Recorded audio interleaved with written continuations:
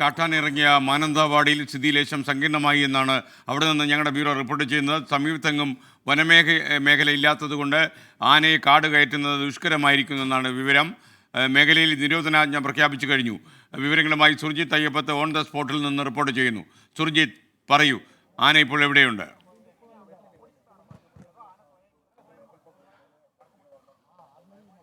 SKN നേരത്തെ നിന്നിരുന്ന അതേ സ്ഥലത്ത് തന്നെയാണ് ആന നിലയുറപ്പിച്ചിരിക്കുന്നത്. അതായത് ഇപ്പോൾ അല്പം ഉള്ളിലേക്ക് വലിഞ്ഞിട്ടുണ്ട്. ഞാനിപ്പോൾ നിൽക്കുന്ന ഈ പ്രദേശത്തിൻ്റെ ഏതാണ്ട് ഒരു 50 മീറ്റർ മാത്രം അകലെയാണ് ആനയുടെ സാന്നിധ്യം ഉള്ളത്. ഈ കാട്ടാന ഇതൊരു വിജനമായ പ്രദേശമാണ്, മാനന്തവാടി നഗരത്തോട് ചേർന്ന് കിടക്കുന്ന പ്രദേശമാണ്. ഈ പ്രദേശത്താണ് ഇത്തരത്തിൽ ആനയുടെ സാന്നിധ്യം കാണാൻ കഴിയുന്നത് എന്നുള്ളതാണ്. എന്തായാലും വനംവകുപ്പ് ഉദ്യോഗസ്ഥർ ഇതിനെ തുരത്താനുള്ള ശ്രമമാണ് നടത്തിക്കൊണ്ടിരിക്കുന്നത്. ഇവിടെ നിന്ന് വനത്തിലേക്ക് തുരത്തുക എന്നുള്ളത് എത്രത്തോളം പ്രായോഗികമാണ് എന്നുള്ളതാണ് ഏവരും ഉറ്റുനോക്കുന്നത്. കാരണം വളരെ ദൂരെ അകലെയാണ് ഈ വനപ്രദേശമുള്ളത്. അതാണ് ഏറ്റവും വലിയ ബുദ്ധിമുട്ടും പ്രതിസന്ധിയും. 8 കിലോമീറ്ററോളം അകലെയാണ് വനമുള്ളത്. ഈ ആനയെ തുരത്തുകയാണെങ്കിൽ കൂടി അതിനെ സുരക്ഷിതമായ രീതിയിൽ എങ്ങനെ വനത്തിലേക്ക് തുരത്താൻ കഴിയുമെന്നുള്ളതാണ് വനം വകുപ്പ് ഉറ്റുനോക്കിക്കൊണ്ടിരിക്കുന്നത്.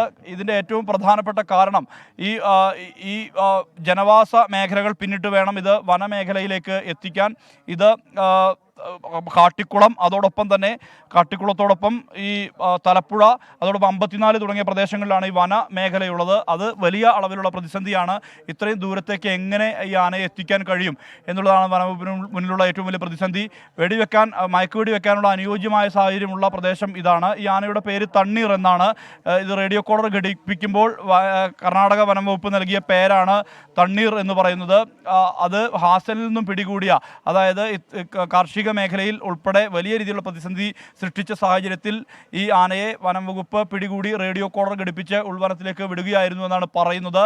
എന്തായാലും ഈ ആനയുടെ സാന്നിധ്യം ഈ മാനന്തവാടിയിൽ അടുത്തിടെ പോലും നഗരത്തിലൊന്നും ആന ഇറങ്ങുന്ന പതിവേയില്ല. പക്ഷേ അതെല്ലാം തന്നെ തെറ്റിച്ചുകൊണ്ടാണ് ഇപ്പോൾ ആനയുടെ സാന്നിധ്യം ഈ മാനന്തവാടി നഗരത്തിൽ പോലും ഉണ്ടാകുന്നു എന്നുള്ളതാണ്. വനമേഖലയില്ലാത്ത ഇടവക പഞ്ചായത്തിലേക്ക് ഇത് എങ്ങനെ എത്തി എന്നുൾപ്പെടെയുള്ള കാര്യങ്ങളിൽ ആളുകളെ സംബന്ധിച്ച് അത്ഭുതമുണ്ട്. ഇന്ന് രാവിലെയാണ് ഇടവകയിലെ പല മേഖലയിലും ഈ ആനയെ കണ്ടത്. ക്ഷീര കർഷകർ ഉൾപ്പെടെയുള്ളവരാണ് ഈ ആനയെ കണ്ട വിവരം അറിയിക്കുന്നത്. പക്ഷേ ആന നിലവിലൊരു തരത്തിലുള്ള പ്രതിസന്ധിയോ ബുദ്ധിമുട്ടോ ഉണ്ടാക്കിയിട്ടില്ല. വലിയ രീതിയിലുള്ള കൃഷിനാശമോ അല്ലെങ്കിൽ ആളുകൾക്ക് നാശമോ അത്തരത്തിലുള്ള സംഭവങ്ങളൊന്നും തന്നെ ഇതുവരെ റിപ്പോർട്ട് ചെയ്തിട്ടില്ല എന്നുള്ളതാണ് ഏറ്റവും ആശ്വാസകരമായ വസ്തുത.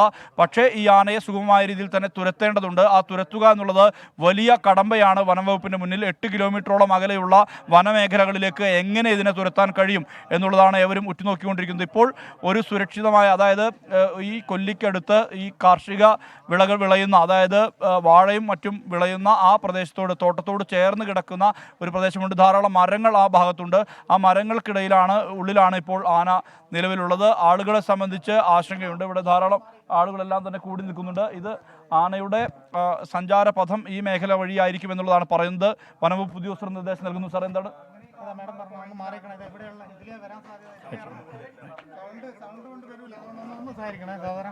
വനംവകുപ്പ് ഉദ്യോഗസ്ഥർ അധികം ശബ്ദം ഉണ്ടാക്കരുത് എന്നുള്ള തരത്തിലുള്ള ഒരു നിർദ്ദേശമാണ് ഈ വനംവകുപ്പ് ഉദ്യോഗസ്ഥർ നൽകിക്കൊണ്ടിരിക്കുന്നത്. എന്തായാലും നമുക്ക് ഇവിടെ നിന്നും താൽക്കാലികമായി ഒന്ന് മാറേണ്ടതുണ്ട്.